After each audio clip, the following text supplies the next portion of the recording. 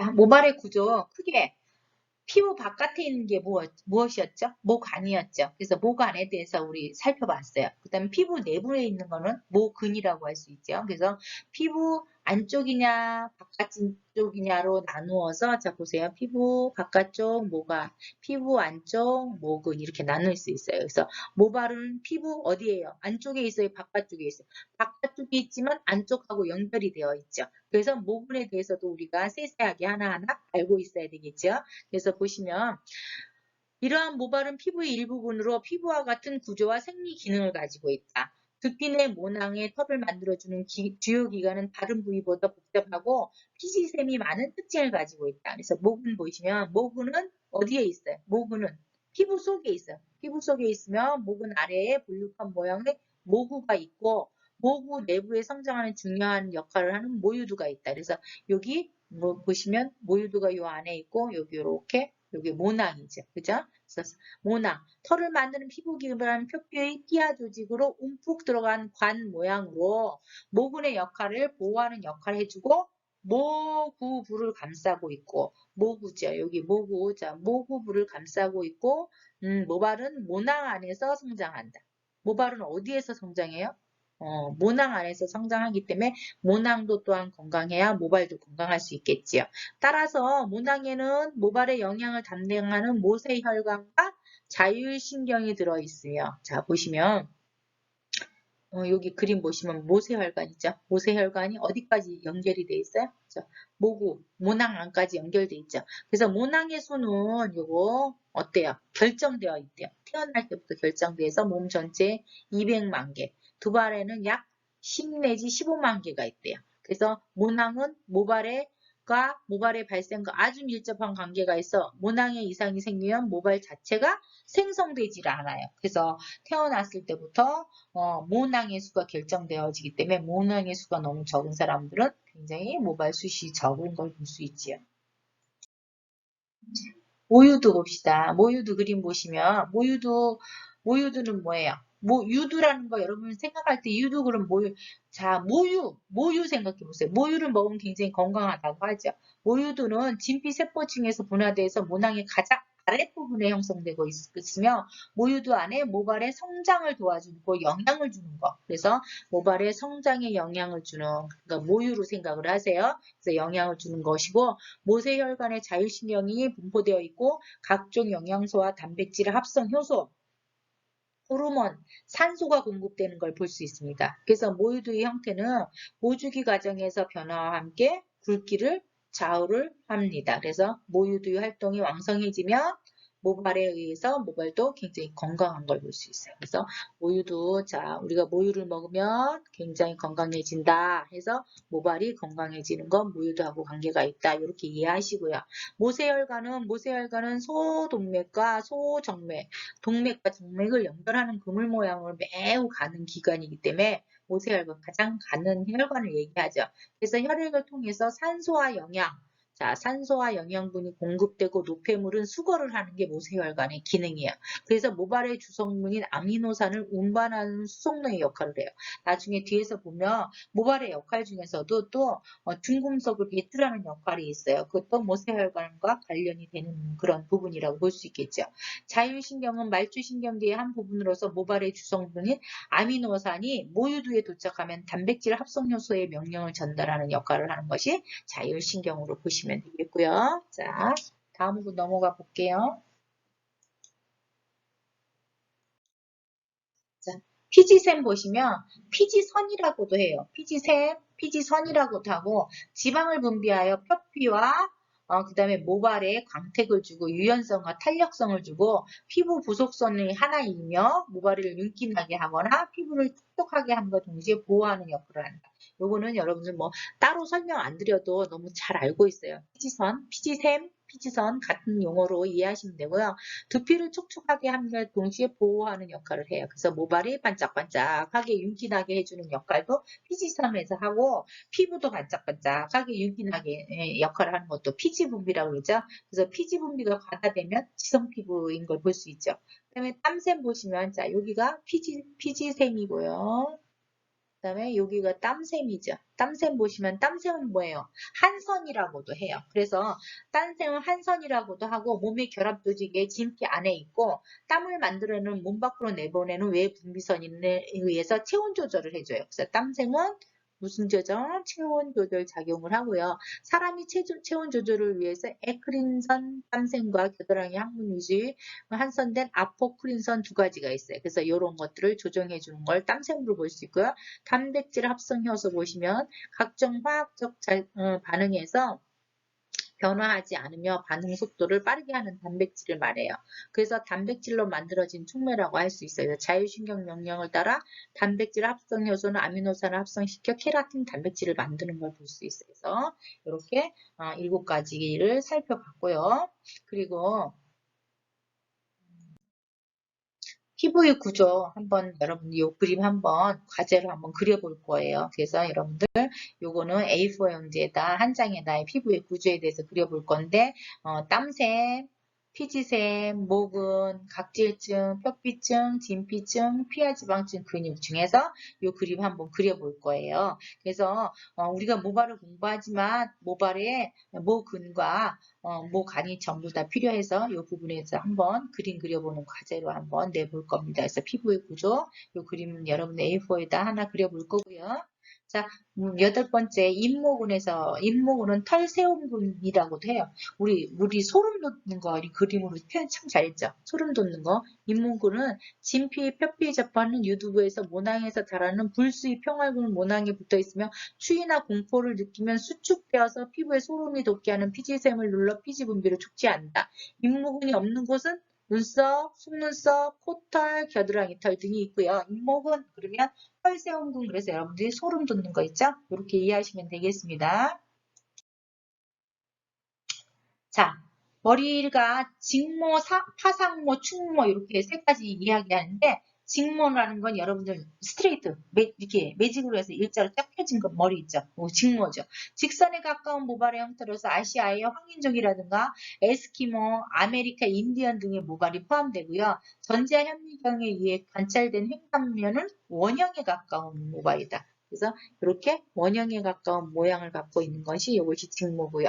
파상모는 쉽게 말해서 곱슬머리를 얘기해요. 근데 파상의 길이에 따라서 곱슬이 심한 강도를 얘기하는데 곱슬머리와 직모가 결혼을 하면 곱슬머리가 굉장히 많습니다. 그래서 일반적으로 주위에서 보면 우리 동양인도 굉장히 곱슬머리가 많은 걸 살펴볼 수 있어요. 그래서 파상의 물결 모양을 이루는 것으로 모발의 파상의 정도는 다양하다. 그래서 파상의 정도가 5cm인 사람도 있고요. 10cm인 사람도 있고 20cm인 사람도 있어요. 그러면 20cm의 파상을 가진 사람은 18cm, 9cm까지는 내가 곱슬인지를 모르는 거예요. 그냥 직모인 줄 아는 거예요. 근데 20cm가 되면 파상이 딱 만들어지는 거예요. 그래서 파상은 물결 모양이 굉장히 다양한 걸 볼 수 있어요. 그래서 파상의 위치라든가 정도를 예측할 수 있는 것도 헤어 디자이너로서는 굉장히 능력일 수 있어요. 그래서 파상에 따라서 디자인도 또 달리할 수 있고요. 얼굴형이라든가에 따라서. 그래서 전자현미경 등에 관찰된 횡단면은 타원형에 가까운 모양이다.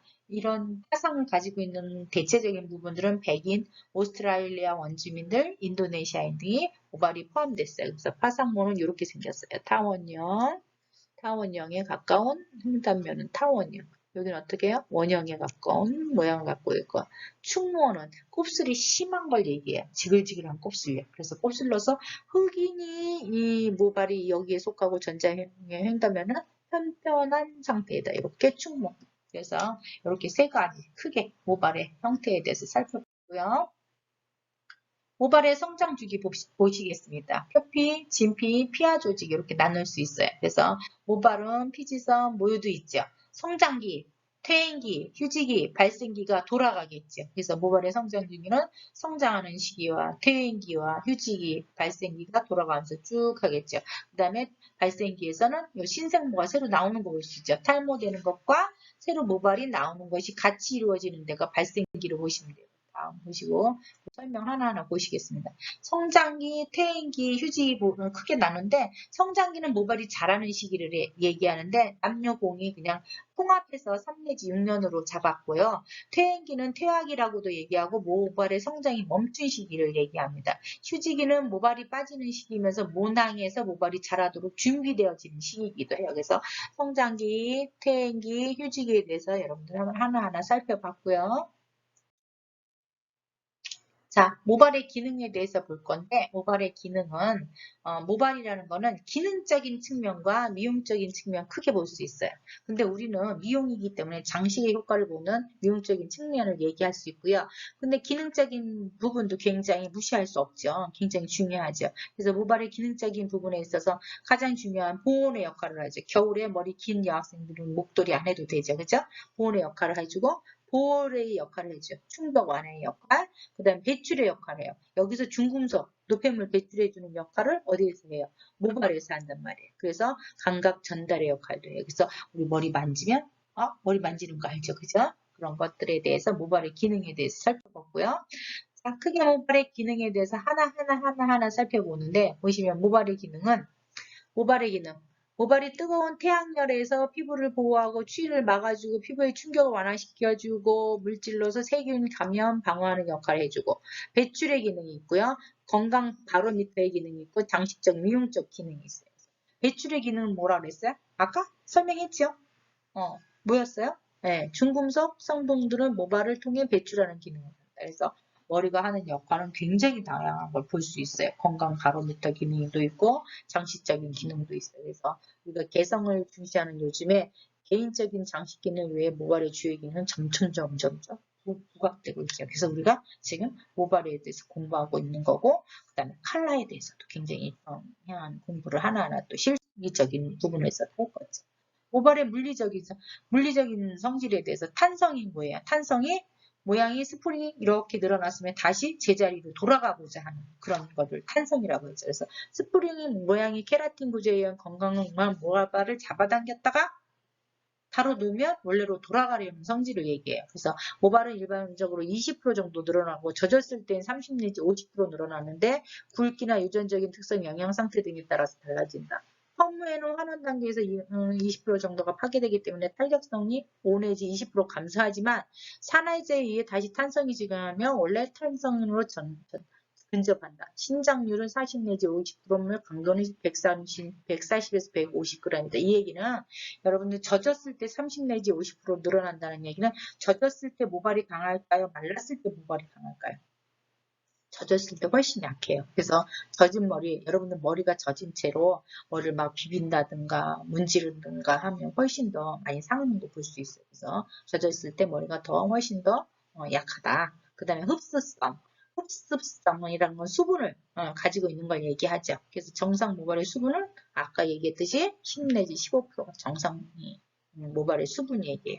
샴푸 바로 했을 때는 한 30% 정도고요. 건조 시에는 10% 내외가 되는 거 볼 수 있고요.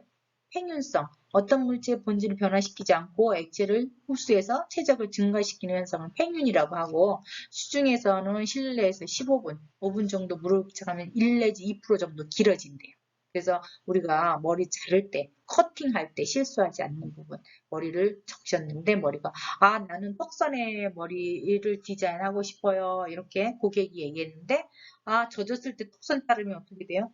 많이 올라가요. 그래서 여러분 팽윤성, 그래서 모발은 산성일 때보다 알칼리성일 때 또 급격하게 팽윤되는 거 볼 수 있는데 이 팽윤은 늘어나는 거죠. 액체를 흡수해갖고 그래서 여러분들 팽윤이 되어야지 모발이 늘어나야지 그 다음에 알칼리성일 때 쉽게 그 다음에 폼약이라든가 염색약이 흡수가 되기 때문에 팽윤 중요하죠. 자, 다음 광변성 뭐예요? 말 그대로 적외선과 자외선을 얘기해요. 그래서 케라틴이 변성되어지면서 영향을 미치는 건 시스틱 결혈 변성되거나 감소한다. 광변성. 자, 여러분 보시고요. 대전성. 정전기죠. 머리에다 이렇게 책받침 이렇게 쫙 어렸을 때 이렇게 해서 쭉 올리면 어때요? 머리카락이 쭉 따라가죠. 이건 뭐예요? 모발을 빗질을 해서 마찰을 해서 모양은 양전하로 물질 음전하를 대전하기 때문에 모발끼리 반발하고 전기를 가진 모발이 마이너스 전기를 가지고 물체는 정전기 현상이 일어나는 걸 얘기해서 수분을 가하면 정전기는 방지할 수 있어요. 그래서 정전기가 찌릿찌릿할 때 수분이 있으면 정전기는 없어지죠. 그다음에 열변성. 열변성, 자, 너무 뜨거운 열에 변화되는 걸 얘기하죠. 그래서 시스템이 감소되고 180도 이상에서는 케라틴 변성이 일어나는 거. 이게 무슨 얘기예요? 머리가 손상되는 거 얘기죠. 수열에서는 70도, 온도에서는 70도부터 변성이 되니까 너무 뜨거운 바람이라든가 뜨거운 열을 강한 거는 어떻게 돼요? 열 변성에 의해서 케라틴 변성이 일어나는 거 볼 수 있어요. 그래서 여러분들 모발이 너무 약하신 분들은 열에도 주의를 해야 되지 않을까 싶죠? 자, 수소결합 보시면 전기 음성도에 강한 원자와 수소를 가진 분자, 이웃한 분자의 수소 사이에 생기는 인력을 일종 간의 분자 간에 끌어들이는 힘을 얘기해요. 그래서 힘이 다른 결합보다 약해 열, 물에 의해 쉽게 분리되고 건조시 다시 결합을 합니다. 그래서 이러한 원리는 블로우 드라이라든가 일시적인 세팅에 이용됩니다. 그래서 수소 결합은 우리가 드라이어라든가 아니면 일시적인 세팅을 블로우 드라이 세팅, 이것이 수소결합의 한 형태로 여러분 보시면 되고요. 자, 이 측세결합 봅니다. 측세결합은, 자, 측세결합은 옆으로 이렇게 결합되어진 거, 쉽게 얘기해서 주세결합은 중으로 된 거 이해할 수 있고, 여기 수소결합, 시스틴 결합, 이온 결합, 그 다음에 펩티드 결합이죠. 그래서 시스틴 결합은 화학결합이라고 해서 SS 이런 건 어떻게 펌하고 연결이 돼 있죠. 아까 아미노산에서 시스틴이 가장 많은 게 작용을 하는 걸 볼 수 있었죠. 그래서 뭐 환결합은 그런 거고 수소결합은 아까 얘기했듯이 드라이라든가 어떤 거였죠? 세팅이었죠. 자, 세팅이었고 그래서 요거 하나하나 여러분들 살펴보시면 되겠고요. 자, 요거 마찬가지로 비결정 영역의 염결합, 펩티드 결합, 시스틴 결합, 수소 결합, 소수 결합 이렇게 있어요. 그래서 수소 결합 요거는 드라이라든가 세팅이었고 그 다음에 SS 환결합은 그죠? 있었죠. 그래서 이거 하나하나 이렇게 한번 살펴보시면 되겠고요. 시스틴 결합. pH에 대해서 한번 살펴보겠습니다. pH란 화학의 물질이 산성, 염기성의 정도를 나타내는 수치로 사용되면서 수소, 이온, 해리 농도를 얘기하고요. 자, 보시면 pH 그러죠. 산성. 여러분 pH, 피부의 pH가 뭐일 때가 가장 좋대요? 네, 4.5에서 5.5일 때가 가장 건강한 피부 상태라고 얘기해요. 근데 모발의 등병점도 4.5에서 5.5예요. 이 얘기는 피부하고 모발하고 똑같이 케라틴이기 때문에 상태가 4.5에서 5.5일 때가 가장 안정된 상태라고 볼 수 있어요. 그리고 pH는 자 0에서부터 자 pH는 0에서부터 범위는 어디까지예요? 14까지예요. 그렇죠? 그래서 그 중에 7은 뭐예요? 중성이에요. 중성이고 자 오른쪽으로 쭉 가면 뭐예요? 여기는 알카리성 여기는 산성이에요. 그래서 우리는 그럼 펌어할 때라든가 염색할 때라든가 이런 것들은 행유를 시켜갖고 모발에 염색약도 들어가고 이렇게 되겠죠. 그럼 어느 쪽이겠어요? 그렇죠. 알칼리 쪽이겠죠. 그래서 자 다음 부분 살펴보시면서 넘어가면서 볼게요. 자 보시면 모발의 pH와 등전점에 대해서 나옵니다. 그래서 여기는 7중성입니다. 자 그러면 이쪽은 산성, 이쪽은 알칼리성이죠. 그러면 우리는 연모제 중에서 가장 많은 강 알칼리 갖고 있는 게 뭐예요? 곱슬머리용 스트레이트 크림. 10에서부터 13이잖아요. 그죠? 연모제는 어디예요? 9.5에서 10.5까지요. 연모제. 그죠? 펌제는 어디예요? 여기 8.5에서 9.5. 자, 알칼리제이긴 알칼리제인데 펌제 가장 약하죠. 그 다음에 연모제죠. 그 다음에 탈색제죠. 그죠? 그런 거 보면 여러분들이 샵에서 머리를 하는데 펌제가 가장 손상도가 가장 점점 많아지는 게 어떤 거예요? 탈색제 10이죠. 스트레이트 크림 뭐예요? 자, 13까지 들어가요. 10에서 13까지. 13.5까지 들어가죠. 이렇게 보시면 되고. 그 다음에 과산화수소 자, 산성이죠. 산성 폼제. 자, 산성 폼제. 이렇게. 약산성 피부 모발. 가장 좋은 상태. 4.5에서 5.5죠. 그래서 우리가 모발이 손상된 경우 산성 뭐 펌한다, 산성 샴푸 쓴다, 뭐 이런 이야기가 요거에 기인된 거, 그죠? pH와 등전점하고 보시면 되겠죠. 자, 모발의 손상 원인은 굉장히 다양해요. 그래서 물리적인 자극에 의한 손상, 물리적 모임이에요. 이렇게 만진다든가, 샴푸를 한다든가, 타올로 드라이를 한다든가, 그다음에 빗질을 너무 많이 한다든가 이랬을 때 모발끼리 마찰에 의해서도 자극받아 손상을 일으킬 수 있어요. 일상에서 빈번하게 그냥 타올 들어. 샴푸, 빗질 그런 거 물리적 자극에 의한 손상이에요. 타월 드라이에 의한 손상, 샴푸에 의한 손상, 거품 풍부하지 못한 상태 모발끼리 부딪혀도 마찰력이 커짐에 따라 발생하는 손상이다. 이 얘기는 뭐예요? 수분이 돼 있으면 모발이 훨씬 더 약하다고 그랬죠. 약한 상태에서 모발끼리 너무 많이 마찰력이 거품이 없는 상태에서 비비면 마찰력에 의해서 많이 상하겠죠. 타월 드라이 마찬가지고요. 자, 빗질에 의한 손상, 그래서 너무 많은 무리한 브러싱도 좋지 않아요. 자, 그 다음에 열에 의한 손상, 블로 드라이어라든가 컬, 아이론, 요새는 열기구 굉장히 많죠. 그런데 아까 얘기했듯이 70도 이상 되면 어떻게 돼요? 케라틴 변성이 되죠. 그래서 변성이 되면 모발의 구조라든가 이런 것들 질이 변화되면서 너무 뜨거운 열인 경우에는 탄다는 얘기예요. 쉽게 얘기해서 그죠? 모발이 타는 거 그런 거 보시면 되겠고요. 자, 기계적인 손상. 기계적인 손상은 불량한 가위라든가 레이저 등으로 시술해서 그 다음에 기술이 미숙하거나 할 때, 이럴 때 기계적인 손상. 화학적 처리에 의한 손상. 퍼머넨트 염색제, 탈모제가 섞여 있는 알카리 제품에 의한 손상. 그죠? 손상되죠. 왜? 아까 얘기했죠. 알카리가 가장 강한 게 뭐였어요? 그렇죠. 스트레이트. 그 중에서도 곱슬머리, 매직약 같은 거 굉장히 강하죠. 그죠? 알카리 13까지도 갔잖아요. 그죠? 그 다음에 10까지 간 게 뭐였어요? 연모제였죠. 그 다음에 8, 거기에서 머무른 게 뭐였어요? 그렇죠. 험제였죠. 그래서 환경에 의한 손상, 그런 중환상, 질소, 탄화물 등의 화학적인 손상, 대기 중의 먼지 등의 물리적인 손상. 자, 일광에 의한 손상, 이건 햇빛이죠. 여름에 너무 뜨거운 바닷가에서 여름에 햇빛 적에서 너무 많이 쐬는 것도 단백질이 손상되고 자외선에 의한 화학적인 손상이 있겠지요. 생리적인 요인은 호르몬 불균형, 그죠? 편식, 다이어트, 스트레스, 특히 다이어트 때문에 모발이 빠져서 탈모로 되시는 분들도 굉장히 많아요. 되면서 그래서 여러분 이런 거 주의하시면 되겠고요. 그 다음에 모발의 손상 과정 보시면 큐티클층이 느슨해지면서 큐티클층이 아까 4 내지 10인데 20까지 된 사람들도 있었어요. 근데 그것들이 느슨해지게 벗겨지고 나와서 큐티클층의 수가 감소하는 게 모발 손상 과정이라고 보시면 돼요. 모발 내부가 노출되면 모발의 단백질이 유출되거나 변성이 되어진다. 변성이 되어지는 거 아까 어떤 거였어요? 뜨거운 것에 의해서도 변성이 가능하죠. 모발에 간축 물질이 빠져나오게 되면 세포와 세포 사이의 결합이 느슨해지는 거. 이게 모발 손상 과정이라고 보시고 모발이 푸석거려지고 윤기가 없는 거친 모발로 변하게 되겠지요. 그래서 모발이 손질이 누적되면 모발이 잘 갈라지거나 모발색이 변색되어 끊어지기도 합니다. 모발이 머리카락 하나인데 이렇게 두 개로 갈라지는 부분이 있을 거예요. 여러분들 탈색이나 염색해서 모발이 많이 상하는 경우에 그런 경우 볼 수 있죠. 모발의 손상 과정을 하나, 둘, 셋, 넷, 5가지로 이렇게 요약해서 한번 봤고요. 그 다음에 여러분 이제 마지막 정리해요. 그래서 헤어 트리트먼트라는 거. 도대체 트리트먼트는 모발에다 뭐 공급을 해요? 수분과 유분을 공급해 주는 거예요. 우리가 너무 많이 샴푸를 해도 유분만 날아가요. 수분도 유분도 같이 날아가요. 그래서 머리를 너무 자주 감는 것도 사실은 좋지 않아요. 그게 여러분들 모발을 보호해주는 복구해주는 걸 목표로 하는 것이 헤어 트리트먼트의 역할이에요. 그래서 손상된 모발에 유분과 수분을 공급해주고 모발을 보호해주고 정상적인 복구하는 거죠.